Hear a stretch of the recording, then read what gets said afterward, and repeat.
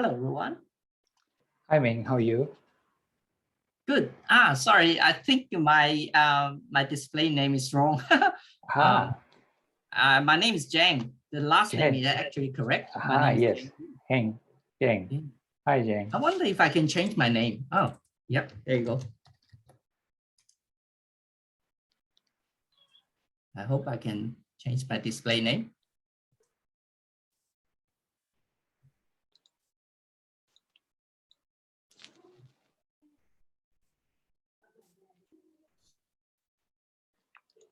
How are you doing? Not too bad. Very good.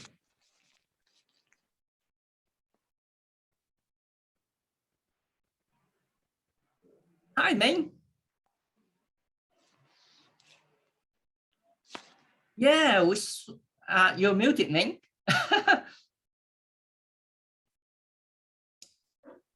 Yeah. Hi. I can hear you now, I think.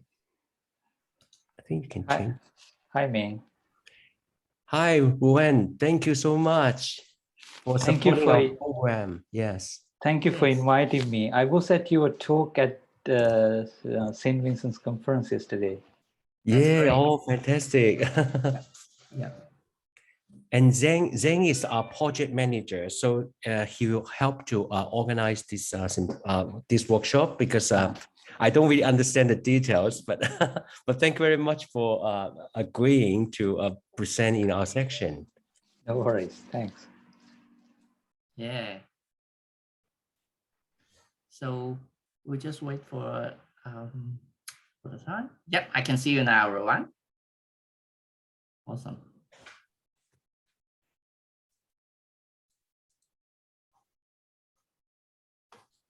So looks like we are on the time now. Maybe should we go ahead? All right. Yes, of course. Let's be on air. So I will just stop my video and then now the stage is yours, Ruwan. I'll just maybe take the initiative to introduce Ruwan to everyone. Hello, everyone. Welcome to this webinar series of AI in healthcare. So with this webinars, we are trying to bring together the diverse skill set of clinicians and computer scientists. And we are from Center for Eye Research Australia. This webinar series is funded by Professor Meng. Professor Meng, his MRFF grant from the Commonwealth of Australia.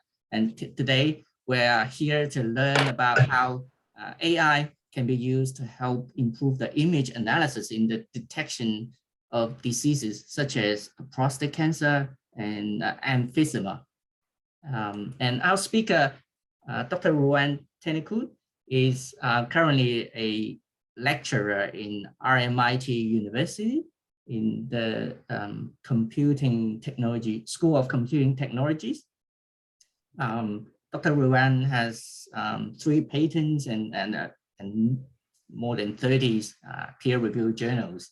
He's very experienced in AI research, and he has extensive experience in collaboration with industry partners such as IBM Research, and also St. Vincent Hospital, Melbourne. And I believe in today's, most of the topic is in collaboration with St. Vincent Hospital in Melbourne. So yeah, we will have the honor to learn all this from you, Ruwan. So take it away, Ruwan. Thanks, En, for the nice introduction, and also thanks, Ming, for inviting me to give this talk. Sorry to interrupt you. Sorry, one more point to everyone who is in the listening in the panel. I just want to have a housekeeping item. While we are all hearing the talk, feel free to type any questions in the chat box or in the Q&A. And also just know that all this will be recorded for everyone to review later on our YouTube channel. So stay tuned on our YouTube channel. Go ahead, everyone. Zhang, can you enable screen sharing? I think it's disabled. It says I can't share the screen. Okay, let me put that on.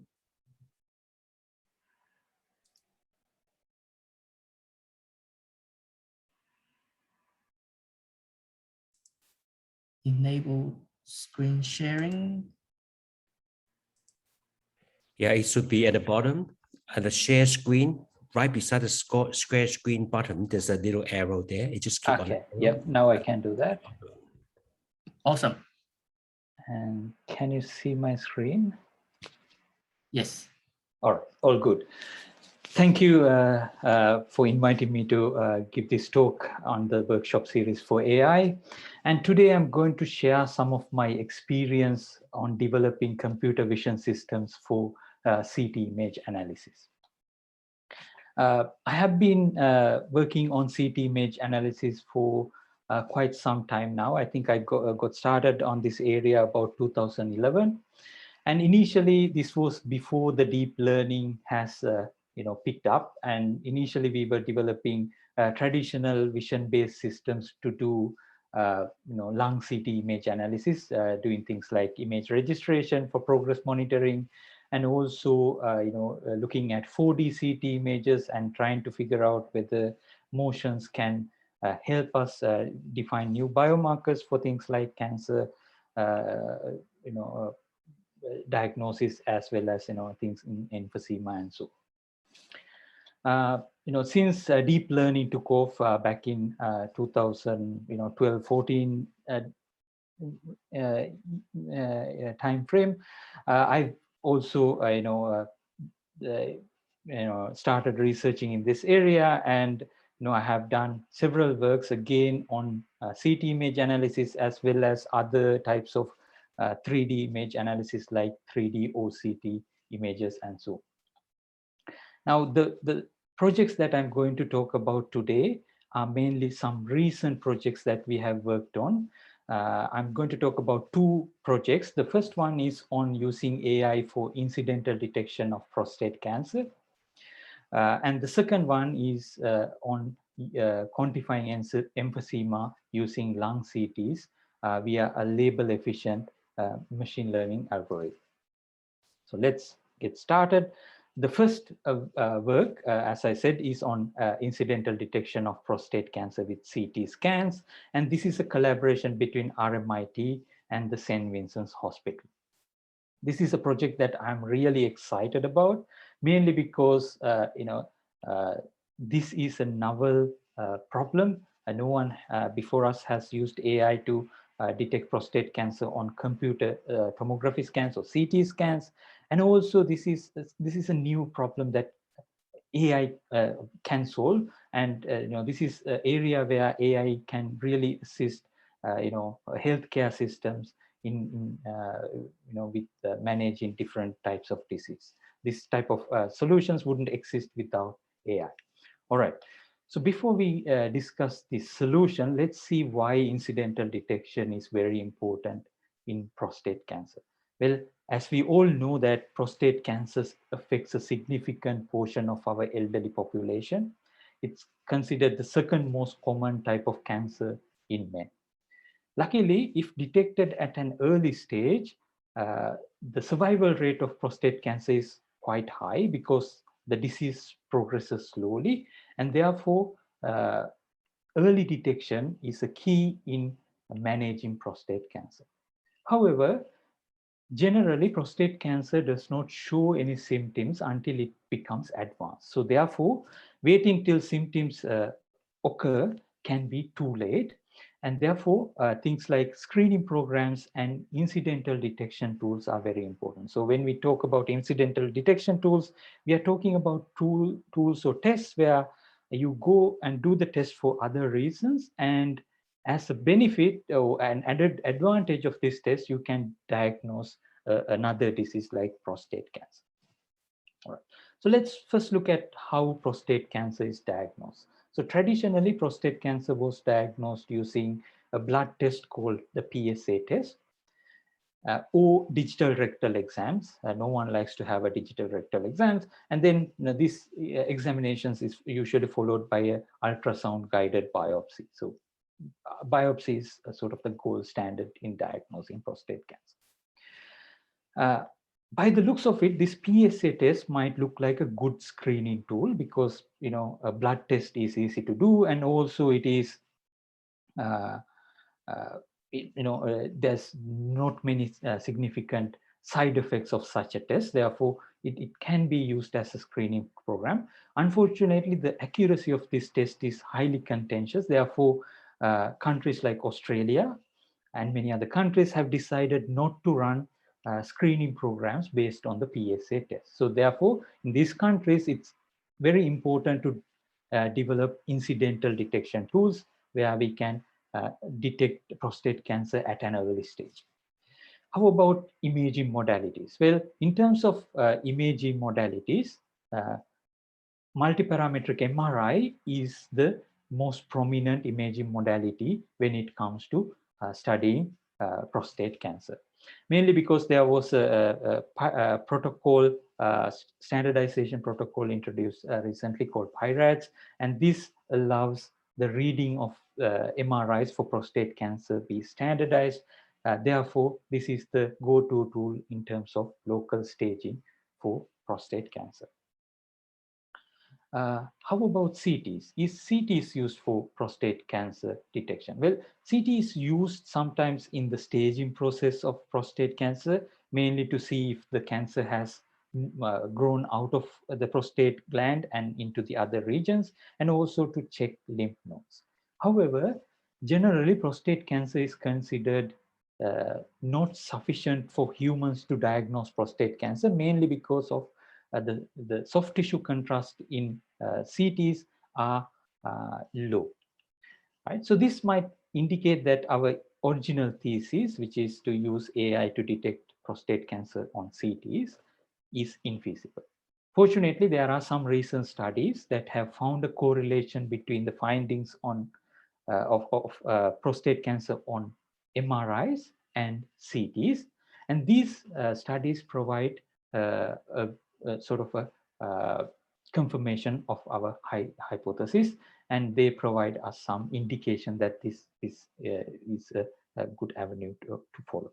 However, these studies are still rather limited. They are mostly limited to small cohorts of patients, and also most studies are concentrated on small regions of the prostate gland and does not look at the whole prostate. Therefore, further studies are required to check the diagnostic capability of CT in terms of prostate cancer. However, we are not after developing a new diagnostic tool. What we are after is developing an AI system that can do incidental detection. When it comes to incidental detection, CTs make a lot of sense, mainly because CTs are widely available, and also many individuals who are in the high risk category for prostate cancer, mainly above 50 years of old, get CTs for many other reasons. And if we develop a detection based incidental detection system for CTs, we can utilize that for analyzing all those CT scans that are taken in our hospital. Such an incidental detection scheme would look something like this. Here you have a patient coming in for a CT scan, a regular CT scan, maybe because of a broken hip or some abdominal pain or something like that. So the CT gets acquired, and then a radiologist will analyze that CT for that particular reason. So if there's a broken hip, the radiologist will look at that particular reason on the image. In the meantime, we can also get this CT to our AI system, and now the AI system can give some indication to the radiologist on whether there is signs of prostate cancer on that particular CT scan, and this allows the radiologist to take appropriate action. Maybe he'd do some follow-up investigations and do a reporting on this. All right. In order to build this type of system, it's important that we answer this particular question, which is, can clinically significant prostate cancer be detected on CTs using AI? So this is the question that we first wanted to answer. And in order to do that, we collected a retrospective data set from the St. Vincent's Hospital. So St. Vincent's Hospital has one of the largest prostate cancer clinics. And from that, we collected a set of CT images. The set consists of 571 patients. Out of this, 139 patients are diagnosed with clinically significant prostate cancer. This diagnosis is confirmed using biopsies. The remaining 432 patients are control patients who are males older than 50. And these patients were imaged at St. Vincent's Hospital for some other reason. And they have no prior history or suspicion of prostate cancer. All right, so this is the data set. Equipped with this data set, we developed a computer vision system. The vision system pipeline looks something like this. So we get the CT image, we extract the prostate region, and then do some pre-processing on the images of the prostate region, and then we feed it to a 3D convolutional neural network. So convolutional neural networks are currently the state of the art when it comes to image classification, and we use 3D convolution neural network, which is capable of learning a classifier automatically by looking at examples from our data set. So this classifier will tell us whether the scan contains signs of prostate cancer or not. All right. So you may already know that CNNs are very data hungry. Usually we need thousands of images in order to train a robust model to do a complex task like the one that we have. Unfortunately, we don't have that many data, and it's pretty challenging to get even this much of CT data. So what can we do? We have to use some techniques to that can handle low volumes of supervised labeled data in developing these systems. So there are a couple of things in the AI toolbox that we can employ for such situations. One thing is transfer learning. In transfer learning, we take a network that is already trained on the similar task, and then we transfer that knowledge into our model and use that to do our task. Again, this was not applicable for us. We didn't have a model that was trained on a similar task. Therefore, we resort to something called self-supervised learning. And in self-supervised learning, what we do is, again, we leverage unlabeled data, and we use that unlabeled data to learn a good representation, a model, and that model's information can be transferred to our task. For example, let's take an example. Let's say that we want to build a cats versus dog classifier. So we want to differentiate between images of cats versus dogs. Right now, assume that we don't have thousands of images. Maybe we have few hundred images to do this task. Now, what can we do? Well, we can go to a large database. Maybe there are a large data set of images. These images are not labeled. So there are several images of animals, maybe not labeled. What we can do is we can create some artificial labels, right? So these artificial labels may be, we take the image in its original orientation and say that this is belongs to class 0, and then we rotate that image and we say that this belongs to class 1. Right now we have a data set with some labels. These labels, no one needs to generate them. There's no effort. We can write a script that generate these labels automatically. Now we can train a model and transfer that knowledge to our cats versus dog classifier and train this with few labels to do the task. Why would such a system work? Well, we know that when we have, in order to know the correct orientation of the images, we need to know or understand the image itself. We need to know that this dog is not in the correct orientation. It's rotated. It means that we need to know that there's a dog. That, this dog has to be in this particular orientation. So this type of things can be helpful when we develop systems with limited supervision. All right. However, this rotation type of labeling does not work for medical imaging. For medical imaging, we had to use some other things. What we used is called patch swapping. So in patch swapping, what we do is we take CT images and we randomly corrupt some patches on that CT image. Right. So once we corrupt these patches, what we ask the network to do is we ask the network to reconstruct the correct version of the image. So when the net, again, it's easy to generate this data because we don't have to do anything. We get the CT images, we write a script to corrupt the data, randomly select some patches and corrupt that, and then we ask it to create the original image. Right? Why would this work? Now, if you can recall, when we did English language test, there was always this, we were given sentences and we were asked to fill in blanks, right? This is something like that. In order to fill in blanks in an English sentence, we need to understand that the context of that sentence, and also we need to understand English grammar, right? We have to have a good knowledge. So this is similar. So in order to fill in the corrupted places, the network needs to understand these images, what type of organs, what type of structures are there, and so on, right?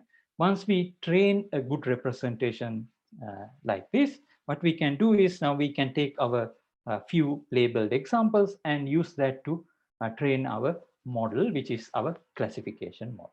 So what we did was we trained the prostate cancer classifier using this technology, and let's see how that performs. In order to check the performance, what we did was we used 5-fold cross-validation on our data set. We used a performance metric of AUC, area under the ROC curve. And AUC is a measure where if your classifier is really good, it will give you 1. And if your classifier is bad and random, it will give a value around 0.5.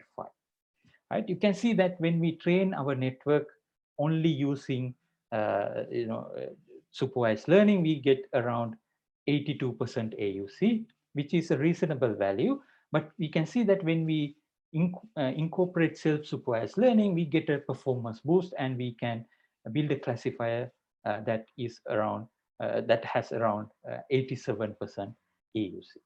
Now, this looks like a good performance, but we really want to put this into context and see how this system compares with other systems. Mainly, we wanted to see how this will compare with radiologists doing the same task, and also how this will compare to the MRI-based systems, because MRI is currently the standard when it comes to imaging for a prostate cancer diagnosis. All right, so this is what we did next. So here, what I have done is I have plotted our performance of our model as a ROC curve here in orange color. Now, any point below this curve is going to have lower performance than our model. Any point above this curve is going to have higher performance than our model. So in order to test how humans would do on this task, what we did was we extract a subset of our original large data set, and we gave this data to 2 radiologists at St. Vincent's Hospital. So when we, these radiologists read the images and provided us with what they think, whether this scan has prostate cancer or not, right? So we plotted that result on this plot. So you can see radiologist 1 here in green star and the radiologist 2 here in purple color star. We can see that there's a large variation between humans or radiologists reading this, and we can clearly see that our system performs significantly better than humans performing this task. Why would this be? Well, one reason might be that the AI system is capable of leveraging some subtle information that is not that human eye is not sensitive to, right? So this might be a case, and this supported by literature as well. Most radiologists currently do not read CT images for prostate cancer. All right. So the next thing is we wanted to also compare with MRIs. To do this, we use 2 systems. First one is the PIRAT system, which is radiologists reading CTs using the PIRATS protocol. And the second one is MRI AI system that takes in MRI images as inputs. So these 2 are shown here in red and blue color. Now we can see that this is almost on top of our ROC curve, meaning that this is these results are very comparable to what we have achieved. So this is good news. So this indicates that our results or our system is good enough for incidental detection of prostate cancer. All right. So for now, what we have done is we have developed a tool that can be used or we have sort of developed a proof of concept that shows that we can do incidental detection of prostate cancer on CTs. The next step is to do a prospective study where we see the clinical implications of this type of tools. So that is the main next step in terms of where we want to go. And if that is successful, we would like to deploy this type of systems around the hospitals in Victoria. The next thing also in terms of technical side of things, we are currently looking into generalizability or adaptability of these models to different settings like different hospitals and so on. And also we are looking into improving the interpretability of these models. All right, so this is mainly the first project that I would like to talk about. The second project is more of a technological contribution from our side. And here what we are trying to do is we are trying to learn complicated models that provide a lot of information by using very coarse or simple labeled examples. In order to, as a case study for this algorithm that we develop, what we do is we use emphysema detection on CT and demonstrate the capabilities on that. All right. All right, so let's look at the problem again. So this problem in medical imaging, often it's not enough just to say this particular image has emphysema and this particular image does not have emphysema, right? Or this particular image has cancer, this particular image does not have cancer. That's not adequate.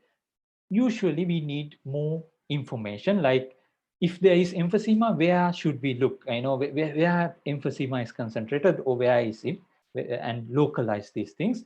And also we, things like emphysema, we would like to know what is the extent of emphysema. Is this a case of mild emphysema? Is this a case of severe emphysema? Or is it somewhere in between? All right. So these are the things that we would like to do. And how can we get this, build models for doing all these tasks together? Well, one thing we can do is we can get a database, get a lot of radiologists, and ask them to provide us detailed annotation. So ask them to give me emphysema or no emphysema label, also give me the location of emphysema, this is segmentation, and also give me the extent of emphysema. We can ask a radiologist to give all this.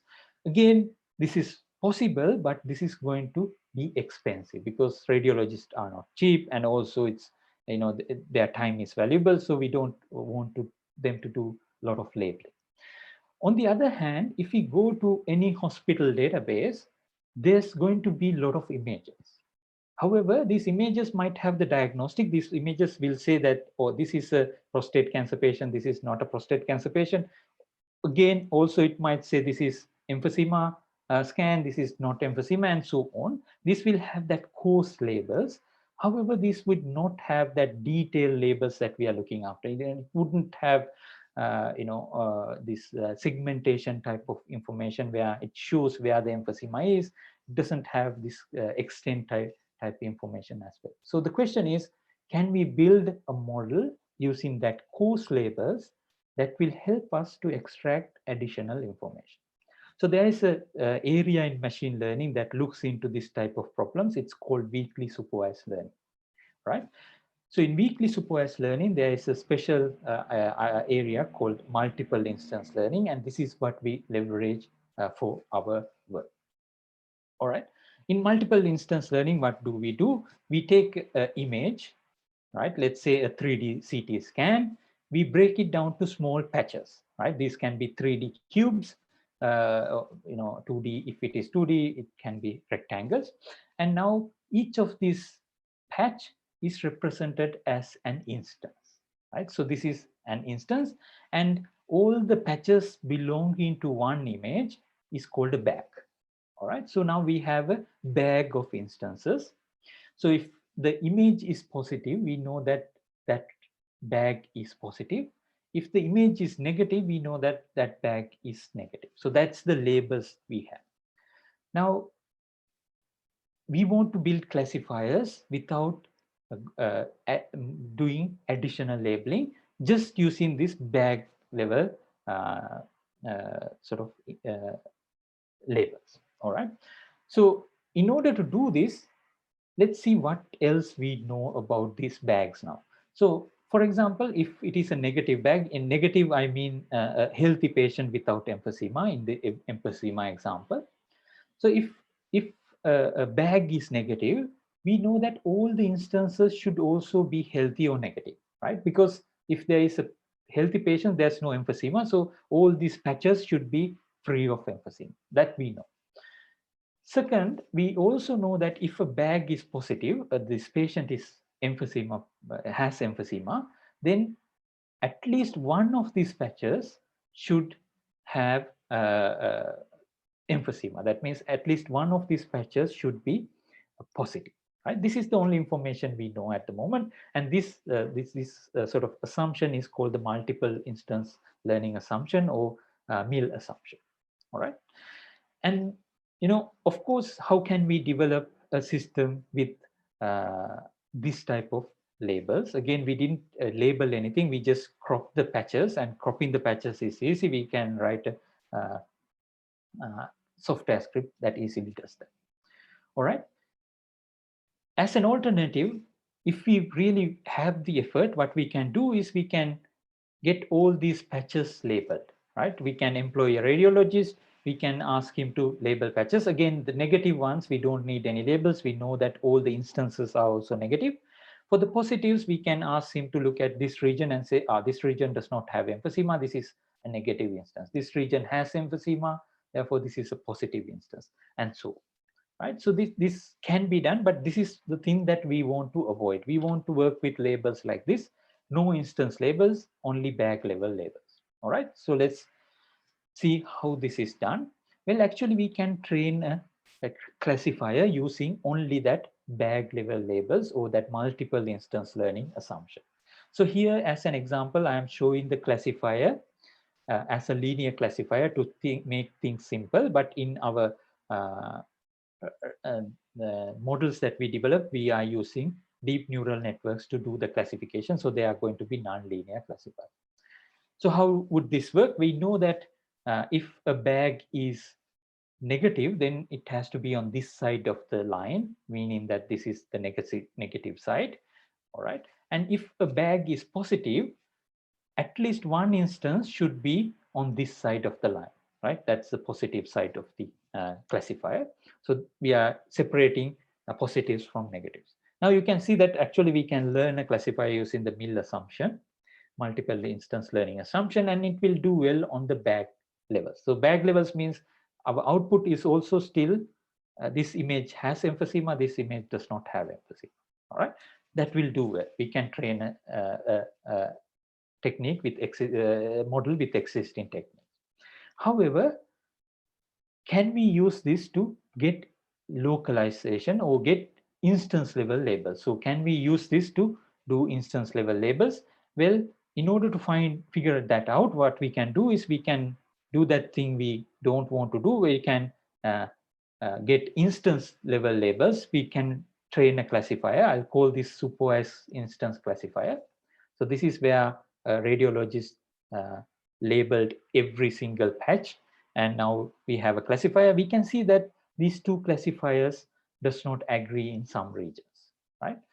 Here we can see that in this region, the classifier, the MIL classifier, makes some mistakes, and this shows that if we try to localize things using a MIL classifier, it really doesn't work effectively. We are going to say identify few patches with emphysema, but we are not going to give the complete story to the radiologist, which means that it's not going to be that useful in terms of localization, and also it's not going to do very well in terms of extent of emphysema.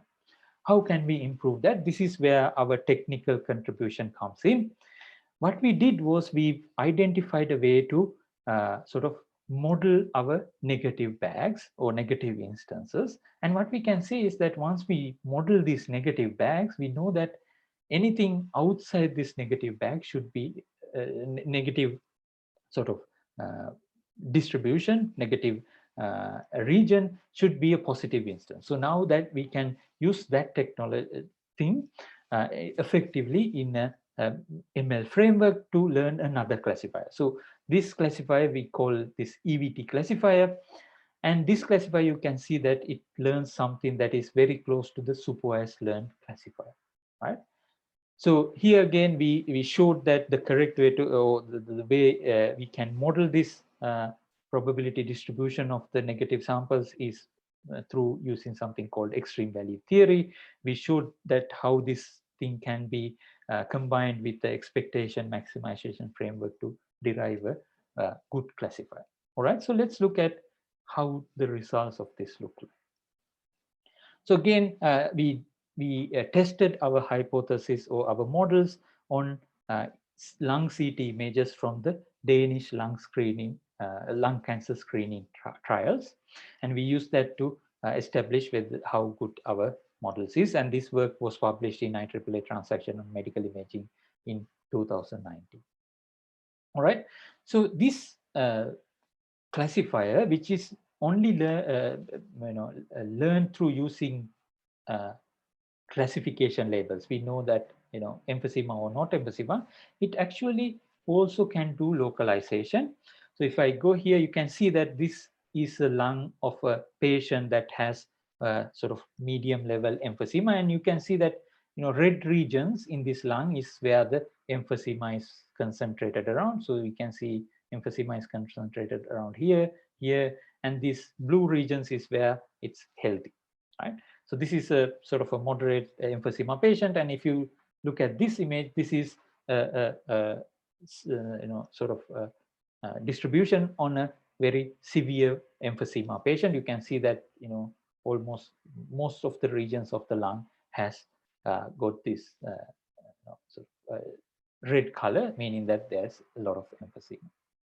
All right, and this is the localization part. Now we can, with class labels, we can also derive where the emphysema is or localization without any segmentation labels, right? The second thing is that emphysema is also graded according to a grade from 1 to 5.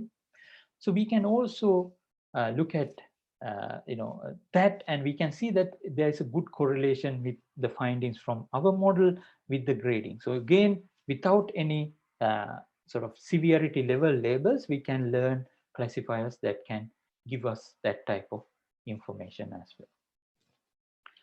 All right, so this technique itself is fairly general. It's not specific to lung CT images. In order to show that this is fairly general, we tested it on several other data sets as well. We used a 3D retinal OCT image classification data set where we were trying to classify different types of fluids in OCT images. Again, we can see that our model can give results that is very close to a supervised classified method, right? So this is a fully supervised instance level classifier, and our EVT mill is also achieving similar results in most of the tasks in terms of this. We also tested our model on 2D histopathology images, mainly because these are different types of images, not 3D. Again, we show, this is the image that is the input to our system.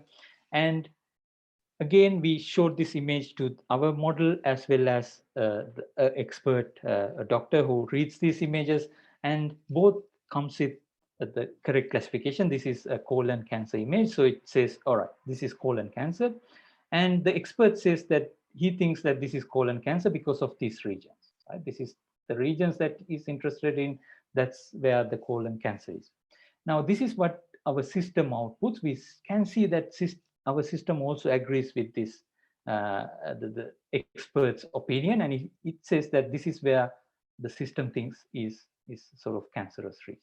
All right. So this is another image, and it sort of also follows this same idea.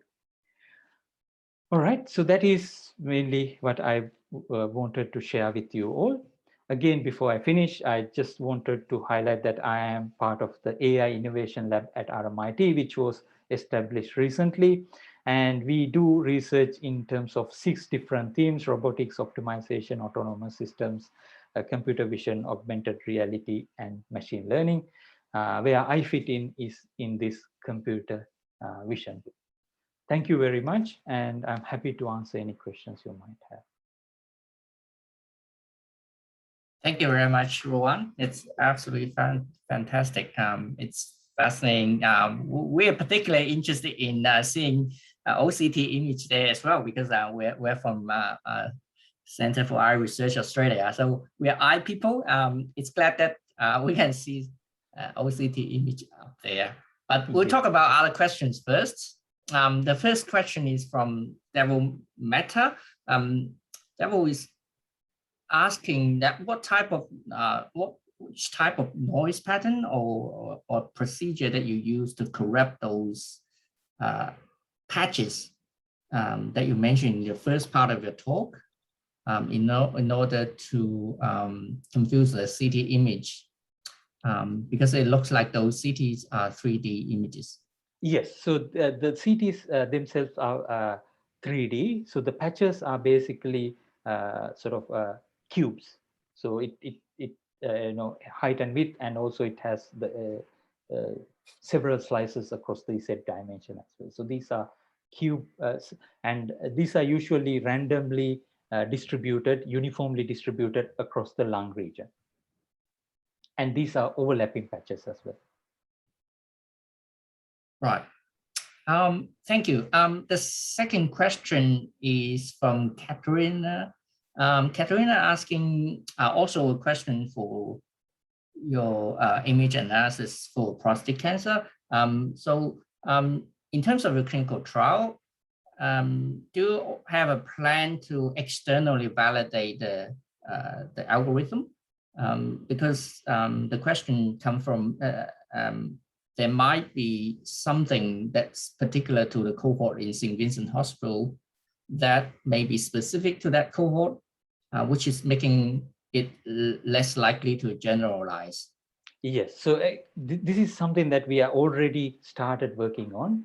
So we have collected data from 2 other hospitals, and now we are validating our models on those things. One coming from New Zealand, an institute in New Zealand, and the other one, another hospital in Melbourne. So we've already started this work.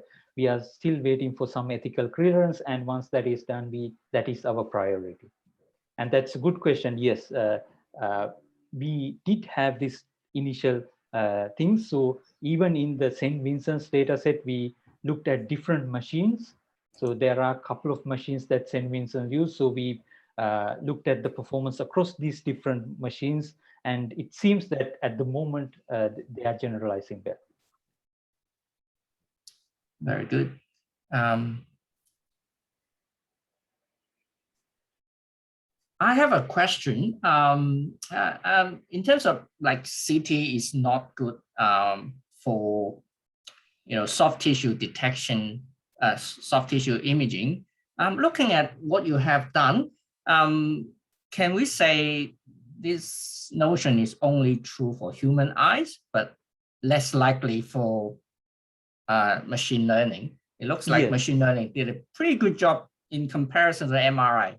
Yes, exactly. This is surprising to us as well. So it compares very well with MRIs. Again, yep. This comparison is not a direct comparison because we are not using the same data set, right? So we, that's part of what we hope to do in a clinical trial as well. We want to sort of look at the same cohort and compare this, apples versus apples. At the moment, these are different cohorts. So we shouldn't look too much into it. And again, this is not intended as a diagnostic tool. We don't want to advertise this as a diagnostic tool. Diagnostics, yes, MRI is the go-to tool, right? This is more of an incidental detection tool because mainly incidental detection on CTs work well because there's a lot of CTs. At St. Vincent's, there's going to be, 20 to 50 CTs done on a particular day on that high-risk category patient. So this applies to a wider range. So that's why we wanted to do on CTs. Again, a good question. Maybe AI is picking up things that are not sensitive to the human eye. That's the explanation that we've sort of come up to now. But that's the thing that we want to investigate further as well, with looking at different data sets from different machines and things like that in order to validate. So this project is still at a very early stage. We have a lot of things to do in order to validate this clinically and put this into practice. Yes, absolutely. Yeah, it appears that AI can see so many things that may or may not be obvious to humans. Like in our experience, we use AI to just look at the retina. The AI can even tell the gender of from the photo, or whether the patient have a history of smoking, whether it's a smoker or not. So it's absolutely, it sounds like we're only scratching the surface at the Exactly. Yeah, this type of things fascinates me. In a way, this particular application. The main reason that I was so excited about this is that it seems that looking at the performance of radiologists on this data, it seems that without AI, we wouldn't have been able to deliver this type of application, right, to this task. And this is where AI can really help. So Ruwan, can I have one question? Sorry to interrupt. So first of all, congratulations. This is all wonderful work. I think it's fantastic. I mean, by showing just based on a very small sample size, and also even, with small sample size, you demonstrate the way that you can improve the accuracy by unsupervised learning, and also your ideas on this patching, and also the second part of your work, very interesting. But going back to the slide you're showing us, so I think the radiologist won't be happy to see this because you show that AI is better than their performance. I mean, in particular for this three specialists. So in my understanding, so would that be helpful that you just try to clarify what's clinically why these radiologists have this lower or poor compromised sensitivity in terms of why they have false negative, why they miss the true case, and why they have a false positive. Is it when they, in the context of why they miss the true case at prostate cancer, is it because the lesion too small, or I mean, because we talk about cubic scan, right? Or cubic scan or 3D scan, is it too small to miss? I mean, that's why they miss it, or and then why they come up with false positive also. And then also it would be helpful to describe a little bit for the AI, why the AI come up with like a false negative and false positive. What's the clinical features of this false positive and you see what I mean? That would be quite interesting and help convince the radiologists and or other specialists why this body AI can be more accurate than a human. I mean, we're a trained specialists. Yes, exactly. So the radiologists actually they are not worried about the performance here. They were really excited to do this for us, and they were part of the project team as well. These radiologists that carried out this task. Mainly in CTs, CTs have been around for a while, and people have worked out that prostate cancer cannot be seen effectively. So this is something that is already known and well documented in literature, that radiologists wouldn't be doing very well on this task. What is surprising is that AI actually did this very well. And this is, I think, as Min says, in order to sort of build trust around this type of systems, we need to come up with better explanations. So we can at the moment give explanations like, oh, this is where the AI system is looking at. But in terms of prostate cancer, we have to look at things like other features which we are sort of really don't have a good explanation about. For example, when there is tumors and when there's false prostate cancer detections, the prostate is usually enlarged, right? It's not about location; it's more about an enlargement of the prostate cancer. So that type of things can lead to false positives in radiology. The prostate enlarged, but this is not cancer. This is, benign sort of things. And these kind of things, this is where we are currently working on how to build explanations. The explanation doesn't, with AI, we can sort of give explanations that localize things. This is what the network is looking at, this region, right? But the explanations in prostate cancer has to go beyond that. We have to see other features and say that, oh, how important is the enlargement of prostate to this model? And these are the things that we are working on, and we don't have a good solution at the moment. Yeah, fantastic, Ruwan. Because at the moment, I can see that in terms of the number of audience, it's not so many for this particular section. But then we will put it in the YouTube. For the next round of the workshop and webinar, probably we'll put like a very debate, a scenario where we have a specialist. They said specialist is better than the AI, and then we have an AI expert saying like AI is better than the specialist. And then see, then people can raise the different level of like different evidence and see these kind of things may be more interesting for the audience. And also, so I just would like to say thank you very much. I mean, this is a great talk. I learned a lot. I enjoy your presentation a lot as well. Thanks, Min.